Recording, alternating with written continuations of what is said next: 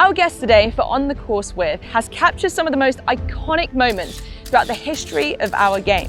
We're here to experience breathtaking views that stretch across the Atlantic Ocean, and joining me today is David Cannon, one of the world's greatest sports photographers, and this is Old Head.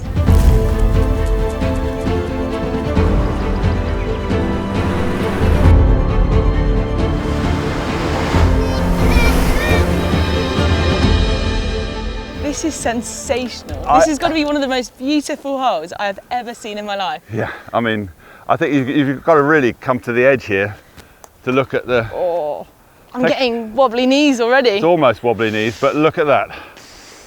And there's the cave that goes right through underneath there, so... Right, shall I go first? Fire away, ladies first. And what a gent. Right there. Oh, that was perfect. I hope that's good. Well, if it's not good, there's a problem. Right, for it. me, I think I might have to go further right than that. I mean, you got these brand new swanky clubs and you've already had a good start in our warm-up holes. Yeah. Go on. Oh, just pulled Do it the a bit. Monty fade. Oh, get up there. I totally lost that. I think it got over the corner. Great shot. Yes. What a start. The first game I went to with Neville was the East Midlands rugby team against the All Blacks at Welford Road.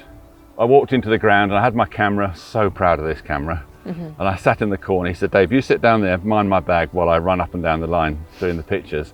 Here's a few rolls of film. He gave me 2 rolls of black and white, and he said, I'll give you 2 tips. And these 2 tips have stayed with me for the rest of my life. He said, try and fill the frame and focus on the eyes.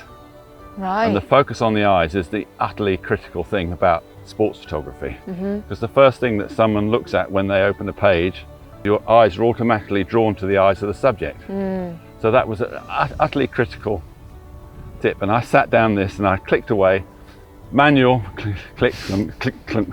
At this point, were you totally self-taught? Yes, totally self-taught. All I'd done is look at photographic books. I sat down there and I took about a roller and a half, and we jumped in the car at the end, just before the end of the game to beat the traffic. And he drove back to his office, and you processed the films in those days. And he said to me, he said, look, how many rolls you got? And I said, well, 1.5. He said, well, give them to me. So he processed them at the same time. And he comes out of the dark room 15 minutes later and he says, that's a nice frame.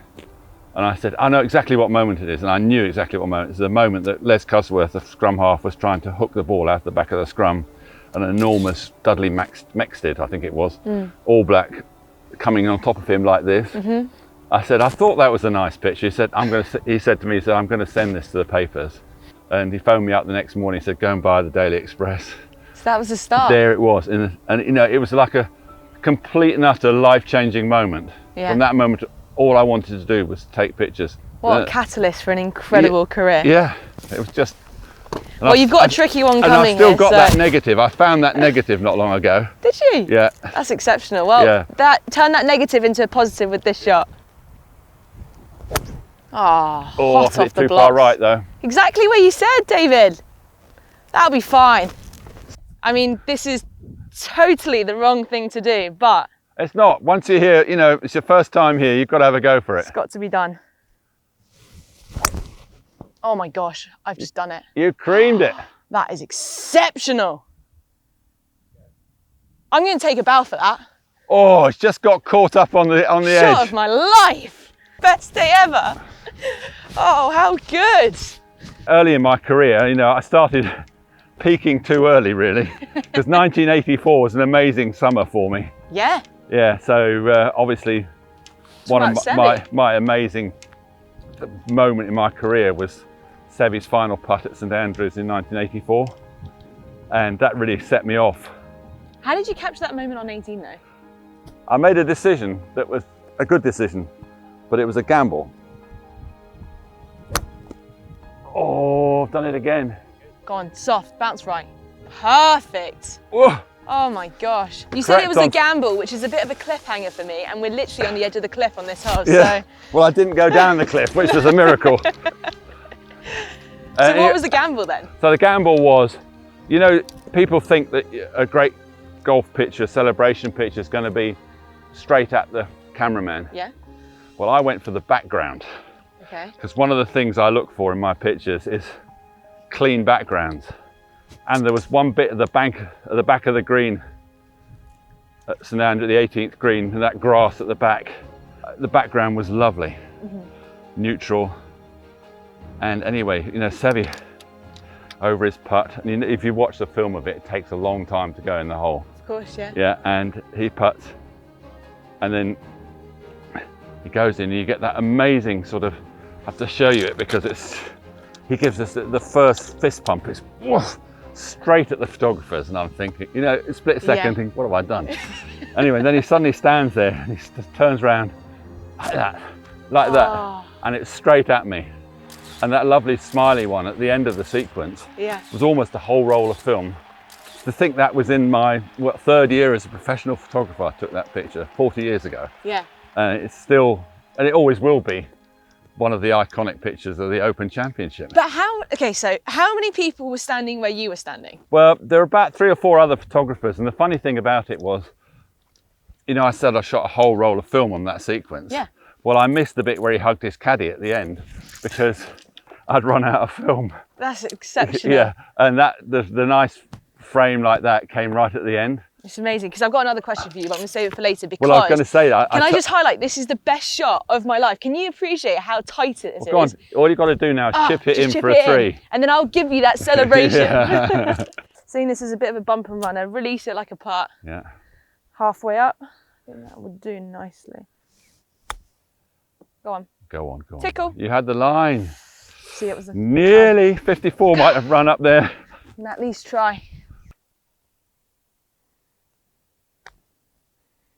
I pushed it. Always uphill a bit. It's okay. Got it. Yes! What a start. That's not a bad 4, that hole. I've got a gazillion questions for you. I can't wait for the next hole already. Well, David, it feels as though everything happened so quickly. In the same year, 3 weeks later, you obviously had the most incredible moment with Carl Lewis as well. Yeah. One of the great iconic sports pictures that started All Sport as a company was taken by Tony Duffy. 1968 Olympics in Mexico City. Bob Beamon broke the long jump world record by about over 2 feet. And Tony was sat in the crowd, got this amazing picture faced straight at them of Bob Beamon right at the peak of his jump with the Mexico 68 logo in it. I mean, you couldn't have framed a picture better. I walked into the stadium thinking I'm going to try and do that picture, you know, front. But I got in the stadium and there's 100 photographers who'd already thought the same thing. Carl Lewis is also a sprinter. He'd already won the 100 meters gold on the weekend before. Yep. And I thought, I'm going to get a picture of him running. And so the light was fading. So I thought, I'm going to use the best quality film. I'm going to gamble and try and make a picture of him running and show the speed. And you show the speed by blurring the background. Right, yeah. And honestly. That's genius. Yeah, the picture could never have come out better than the one frame in the whole sequence that was really sharp on his eyes was the peak point of his run. Well, honestly, that picture is possibly the picture I'm most proud of in my career. Just because it was technically very difficult. And you've taken a lot of photos in your time. And it's become one of the iconic images of the Olympic Games. Yeah. So in 2012, it was projected onto the Houses of Parliament on the night of the opening ceremony. This in itself is, once again, another gorgeous view. We've got 113 yards. Yep. I'm going to go for a gap wedge. Don't go left. Yeah, I kind of figured that, David. Might aim this about 5 yards right. There we go. Oh, it's beautiful. Soft. Whoa, whoa, whoa. That's okay. Yes. Soft. Very nice. Oh, lovely. What a beautiful That's better. draw. Wow.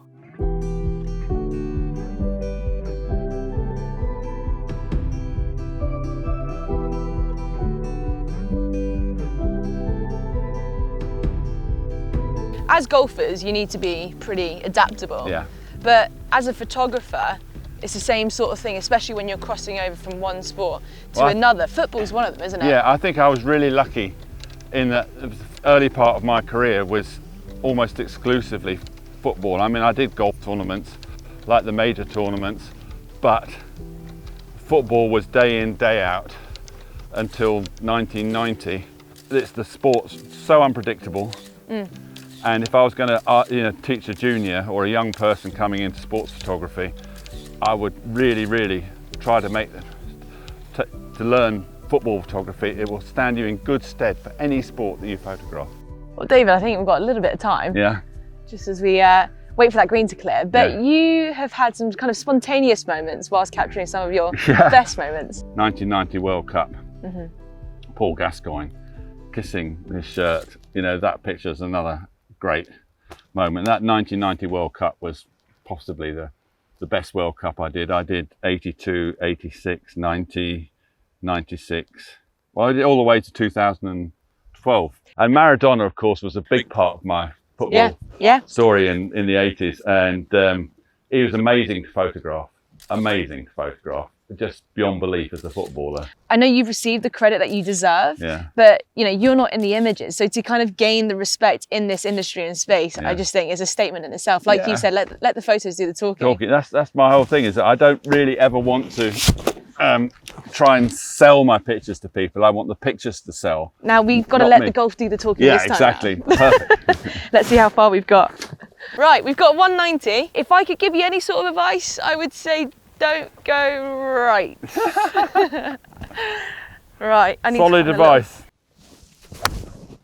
That's a sweet shot. Beautiful shot. That's pretty good. I'll take it. I tell you, middle of that green, it's coming in. Come on. That's a great shot. Some shot, gang.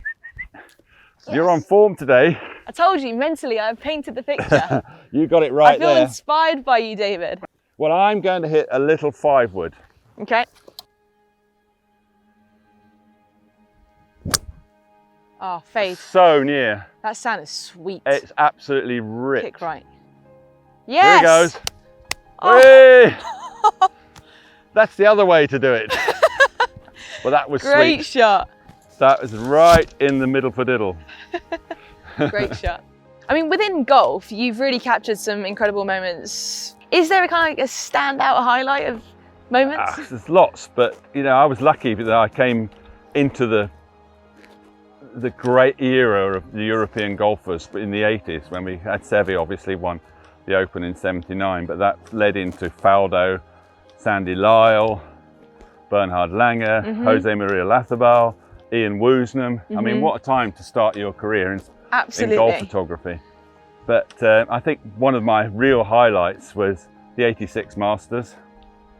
And next year I'm going to make my 40th Masters, which is quite an iconic moment for me. That's amazing, yeah. But one of the highlights of my career at the Masters, which have been many great pictures, was in 86 on the practice days, walking to the par 3 course on the Wednesday afternoon, and there was Jack Nicklaus in a practice bunker.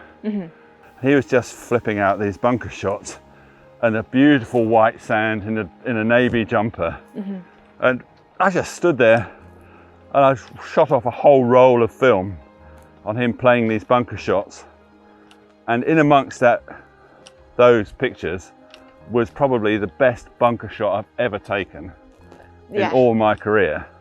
And it's by pure luck, but lovely light, lovely composition, but the way the sand came up in her fingers like that, it just never happened. And then 5 days later, I'm standing between the 15th hole and the 17th hole, which, if you know Augusta, they run parallel to each other. Yeah.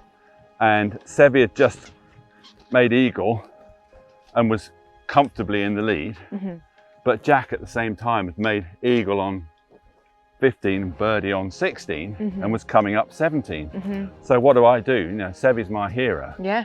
Do I follow him down 15 or do I go to Jack? And I literally turned my direction 4 or 5 times. I couldn't decide which way to go. Like a lost puppy. In the end, I made a decision to go, right, I've got to go follow Jack. And of course, just at that moment, Seve hit it fat into the water on 15, but I wasn't to know that, and we weren't to know that. You know, we have to work outside the ropes at Augusta, Yeah. which is a real challenge. Yeah. And I'm lucky being English, that my English accent helps in America. You got the charm. And also I'm 6'3", so I could get above people's heads. But literally, I was standing with my monopod on my ankle, like picking like this, 400 mil, straight at Jack Nicklaus. Beautiful light, that birdie putt on 17. Yeah. Whew, that big putter. And That's another, amazing. you know, amazing moment. So in 5 days, I've captured 2 of the most iconic pictures of the greatest golfer of all time. I've got the putter in hand, but you've got a bit of a funky chip shot coming up It's towards not really the a ocean. putter, is it? No, you've got to get quite creative with this We one. really need Tiger to play this shot. Yeah, I mean, you've had some amazing moments capturing him as well, didn't you? Yeah, God. I mean, if anybody has sort of changed a business Oh, yeah. single-handedly, he's the man who's done it. So what's kind of been your favourite moments with Tiger then? Can you even name your top? Oh yeah, well my favourite picture of Tiger was very early on. I always thought it'd be quite funny to have a Tiger in the woods picture. Makes sense. I was aiming for a Tiger in the woods, and he very kindly, he hit it through the fairway in the final hole of the Desert Classic. I got this picture, and again, it's a bit like the Carl Lewis. It's one I'm really proud of technically, because it was very dark in those trees. Right. And it's this great picture of him playing out of the sand in the trees, and you can see tiny particles of sand make a line because they're going such a slow shutter speed. They've made little streaks across the picture. So that was a great Tiger picture for me. You know what, he gave us so many brilliant, that 97 Masters, his first major, Yeah. to win it by, I can't remember exactly how many shots, and then the US Open at Pebble Beach in 2000. Incredible. 12 Do you know shots. what I also think is incredible? Like how you just remember the year dates of everything. Well, I can tell you what I did in sometimes- 2013. Well, you know, you know, if I'm introduced to somebody, I can't remember their names after 10 seconds. Yeah. But I can look at a picture and I can almost tell you back 40 years which hole it was on and what tournament it was. It's not bad. Oh, Too hard. touch. Might in. Oh. Almost. Break. Now. Now. Go on, go on, go on. Oh, what a lovely putt though. Thank you. Yet another solid par.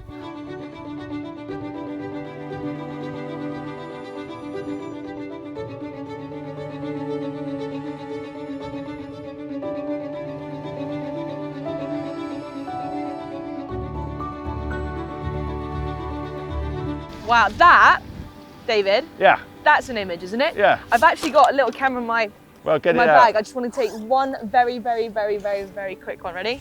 It's all on auto. And you know what? The way the light's shining on that water is pretty damn good. That is so cool, isn't it? Yeah. Amazing. Right. Right. Yeah. Okay, I'm going to absolutely commit to this.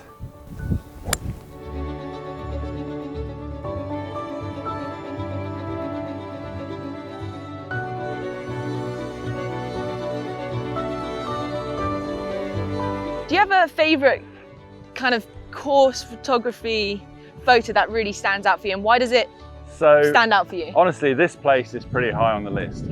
When you go up high above this place, and when I came in 2010 for the first time, I got an amazing morning from a helicopter. From a helicopter? Yeah, door off, hanging out the door, and it was actually a frustrating morning because I booked him to come down here at 7 o'clock in the morning. It was high summer in August, and it was crystal clear here. No sign of my helicopter. I was gonna say, I want to see a photo of you hanging out a helicopter just so I know it's That's true. how we used to do it before drones. Literally. I That's can an tell you a story expensive about way to do it. literally being in a crop sprayer helicopter. You know, the ones with the glass bubbles at the front and the Yeah. sort of metal frames. In New Zealand, photographing Cape kidnappers from a helicopter. Oh my gosh. He was probably the best pilot I had anywhere in my career. That was an absolutely stunning shoot. So how do you communicate with a helicopter whilst you're hanging out of one? Well, to you're not try and hanging, capture you're a sat photo? behind him or sat I beside mean, it's the going to pilot. feel like you're hanging out of one. Yeah, but you just got a belt on. Just a belt. Yeah, and he put a bit of gaffer tape around the... Because this really was a pretty basic helicopter. Anyway, this here at Old Head, I rang him up and he said, you know what, I can't take off. I said, what do you mean you can't take off? He said, I can't see 15 yards. Oh no. Thick fog inland. He's only 30 miles from here. Yeah. But he could, so eventually he gets here about 9:15, by which time I'm thinking I've just lost all the best light. Yeah. But I learned something that day, as you learn every day taking pictures, that when you go up when the sun's up in the sky and it's pure blue sky, you get the reflection of the blue sky. Right. And so the sea goes dark blue. Right. So the pictures were actually amazing. Yeah. Because the contrast of the blue sea and the green land, Yeah. it was amazing shoot. Oh wow. A bit hard. Not bit bad. long, but that was beautiful. Great shot. Well played. I think I've got an eagle putt, guys. Not quite hard enough, I don't think. No, that was quite just average. Never up, never in. Dad strikes again. Yeah. It's a tapping birdie though, David, so I'll take that. Yeah. Just got some Lovely. This for a half then. Beautiful.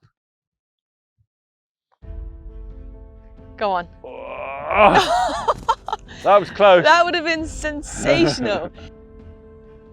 We've got to big up Team Callaway. I mean, Xander's done amazingly, winning 2 majors this year. Yeah, you were telling me earlier that you actually took a bit of a gamble, didn't you? Yeah, well, so I tried to do something that's a little different. And coming up the 18th with the Chambeau, who finished before Xander did. Yeah. I was at the back of the 18th green and I could see, I took a picture of Xander's second shot from the 18th green with a long lens. And that was a nice picture with a big crew of photographers behind him. Yeah. And the ball stood out against the trees. So that was a nice picture. And then I saw where it finished and all the photographers moved to a certain angle and I thought, you know what, I'm going to be different. Yeah. And on Saturday afternoon, I'd found this really lovely scenic picture from behind the crowd. And I thought, I'm going to go up there. So I wiggled my way out and through and just went up the top and took a gamble. And it made a lovely picture. Well, there she goes again, beaming in on the flag. Go on. Oh, yes. Oh, just about.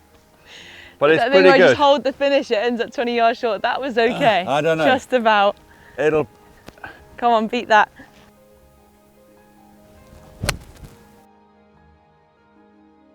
Go on. Oh! Where is you could it? do that again if you tried. It's right on the edge. Right on the top. Good shot, that will do. How incredible was the Open, really? I think the first time I was part of one was the 150th at St Andrews, but the noise and the sound, obviously trying to capture all that in an image, especially with Xander winning on the Sunday, that must have been amazing. It was quite hard because, you know, we'd fought the elements that week. Oh, did we? Yeah. Yes. And, you know, Xander had come through and basically he took control on that back nine. And obviously I'm trying to get a definitive picture that would say, this is Xander playing in the Open Championship at Royal Troon and this is on his way to winning. So luckily he hit it slightly down the right hand side on 18 off the tee, which, you know, with the restrictions for photographers, we're not normally allowed out in the fairway to get behind him. Right. So, but he hit it to a point where we could sneak in behind him on the right hand side. So at a slight angle, I did get a lovely picture of him playing his second shot into 18, which it's not like the Tiger Woods frame playing his tee shot off the 18th tee at St Andrews on the Friday afternoon, which if ever I could have created a sky that was given for a photographer, that was. Yeah. And again, I took a totally different angle to everybody else. You know, Xander with that amazing golf bag. Yeah, how cool was that? I have to say, Golf Bag of the Year award goes to the Callaway team. Oh, it was for absolutely the Open stunning. Championship stamp bag.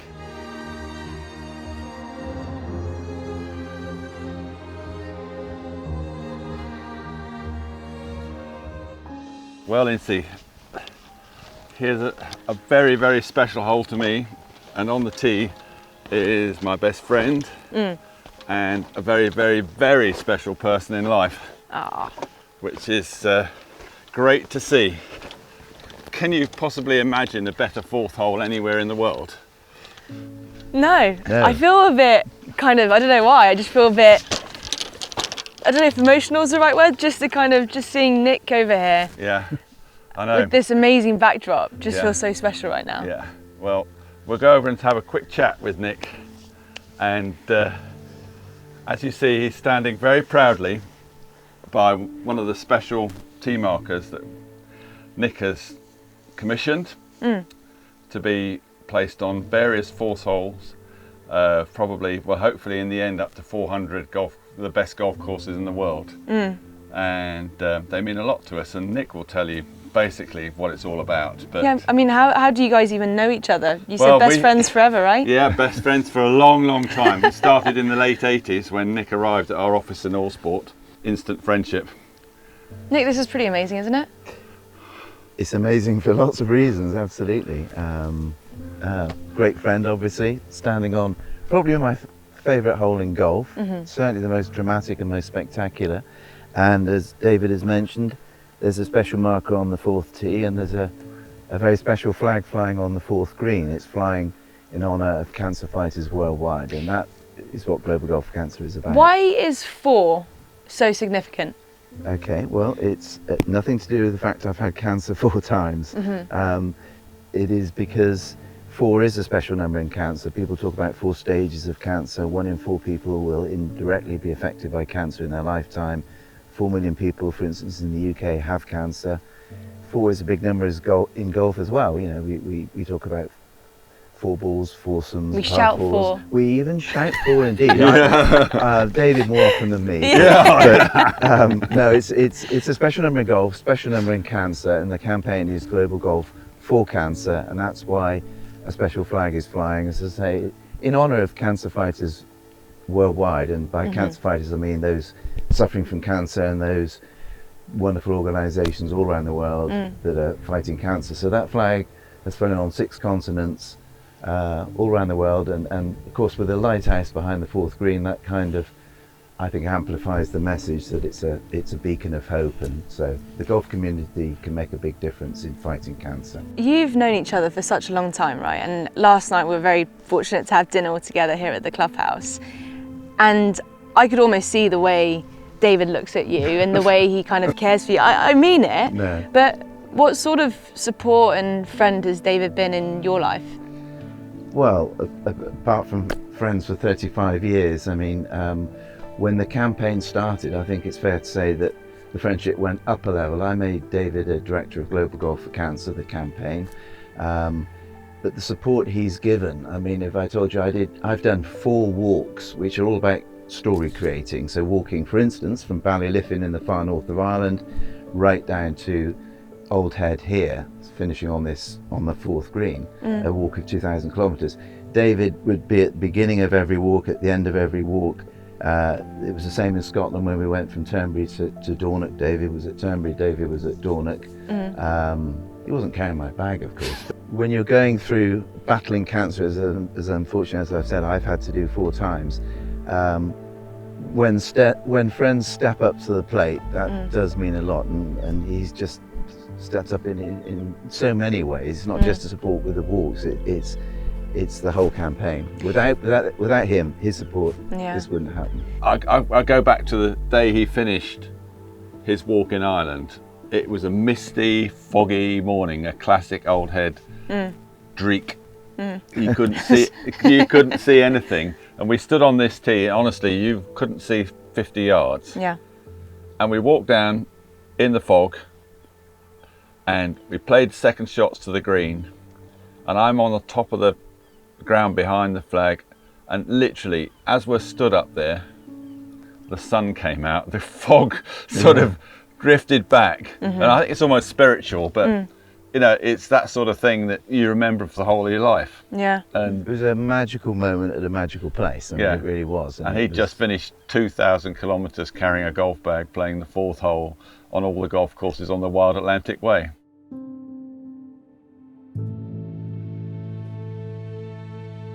Kind of want to talk about the Ryder Cup and Oh, yeah. Solheim Cup first, but I think without further ado, should we bosh these ones down yeah, first? and then we'll have a good chat on the way up.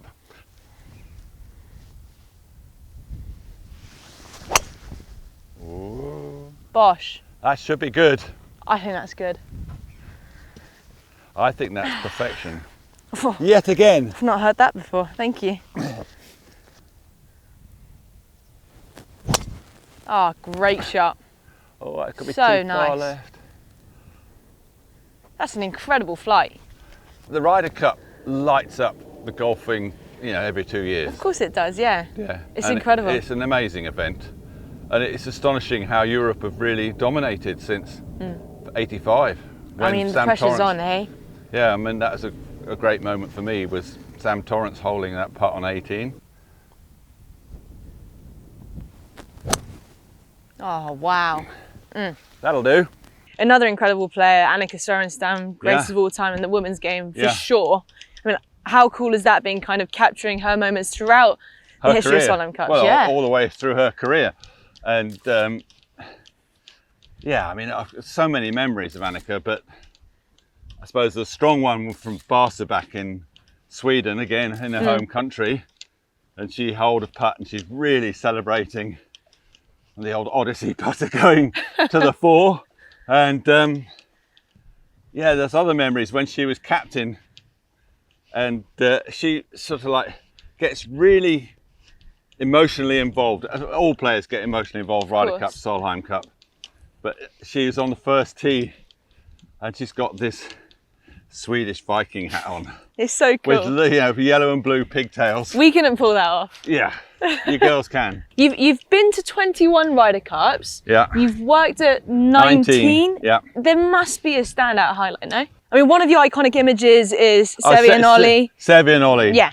Greatest forces Honestly, partnering, that no? was the worst Ryder Cup in a way, for one of the worst for the Ryder Cup for the Yeah. European team, because we lost it in the end, but they were the best foursomes partnership in the history of the Ryder Cup. What do you think made them so good? Spanish love for each other, I think. Yeah.